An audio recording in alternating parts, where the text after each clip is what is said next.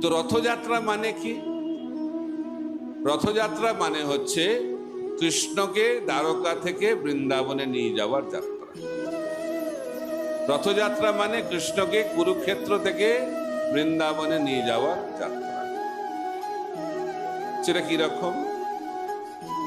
তা আপনারা জানেন যে কৃষ্ণ এই জগতে যখন আবির্ভূত হয়েছিলেন আজ থেকে 5,000 বছর আগে, এবং তিনি 129 বছর লীলা বিলাস করেছিলেন। 11.5 বছর মতো তিনি বৃন্দাবনে ছিলেন। তারপরে তিনি মথুরা, তারপরে মথুরা থেকে তিনি দ্বারকায় চলে যান।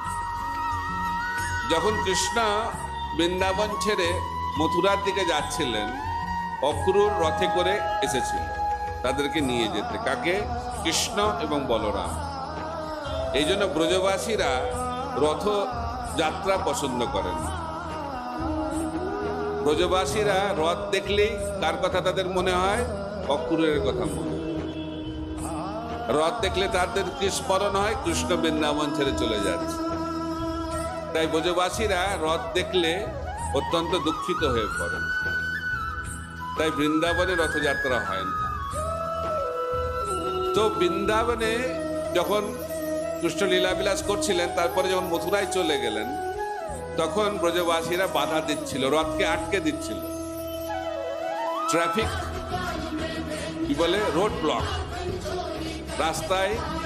রাস্তার সামনে দাঁড়িয়ে গেছিল, রথের চাকার কাছে শুয়ে পড়ছিল যাতে রথ যেতে না পারে। তখন কৃষ্ণ ব্রজগোপিকাদেরকে ডেকে বললেন যে আমার কিছু কাজ আছে মথুরাতে, সেটা করে আমি ফিরে আসবো। তখন ব্রজগোপিকারা বললেন ঠিক আছে। সরল গ্রামের মেয়ে কৃষ্ণের কথা শুনে তারা বলল ঠিক আছে। তো কৃষ্ণ মথুরায় গিয়ে কংসকে বধ করলেন, কিন্তু তারপরে বিশেষ কারণে তিনি আর বৃন্দাবনে ফিরে আসতে পারলেন। তিনি সেখান থেকে চলে গেলেন দ্বারকাতে। আর ব্রজবাসীরা সে বিরহ অনুভব করছে। ব্রজবাসীদের বিরহটা কিরকম? অত্যন্ত তীব্র বিরহ। চৈতন্য মহাপ্রভু বলছেন, যুগায়িতং নিমেষেন চক্ষুষা প্রাপ্তি সাহিতম শূন্যায়িতং জগৎ সর্বং গোবিন্দ বিরহেন। তো কৃষ্ণের সঙ্গে ব্রজবাসীদের যে সম্পর্ক, তার বিরহটা কিরকম? এক মুহূর্ত বিরহটাকে একটা যুগের মতো লাগে, আর এক যুগের মিলনকে একটা মুহূর্তের মতো লাগে। এটা হচ্ছে কৃষ্ণ প্রেমের লক্ষণ।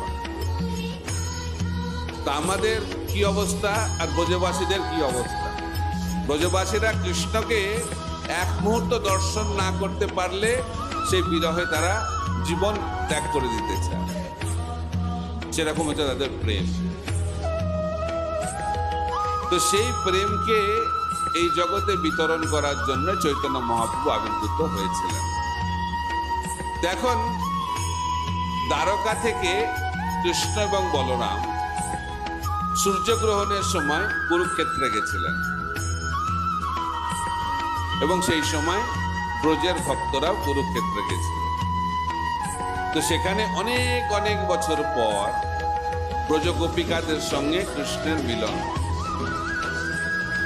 তখন রাধারানী এবং গোপিকারা কৃষ্ণকে বলেন যে তুমি সেই কৃষ্ণ, আমরা সেই গোপী এবং রাধা, কিন্তু আমরা সেই আনন্দ পাচ্ছি না যে আনন্দটা আমরা বৃন্দাবনে পেয়েছি। কারণ এখানে তোমার রাজবেশ, এখানে তোমার সঙ্গে অস্ত্র রয়েছে, কিন্তু বৃন্দাবনে কি বেশ? গোপবেশ। বৃন্দাবনে কোনো অস্ত্র নেই, বৃন্দাবনে মুরলি ধারণ করে থাকেন কৃষ্ণ। এখানে তুমি ঐশ্বর্য সমন্বিত মালা পরে আছো, কিন্তু বৃন্দাবনে তুমি বৈজন্তী মালা পরে থাকো, বনফুলের মালা পরে থাকো। সেখানে তুমি গোপ বালক, এখানে তুমি রাজা। তাই সেই ভাবটা আমাদের আসছে না। যে আনন্দ আমরা পেতাম সেই আনন্দ এখানে আমি পাচ্ছি না আমরা। তাই আমরা চাই তোমাকে বৃন্দাবনে নিয়ে যেতে। তো তারা রথ টানতে শুরু করেছে বৃন্দাবনের দিকে। তখন কৃষ্ণ তাদেরকে থামিয়ে দিয়েছে।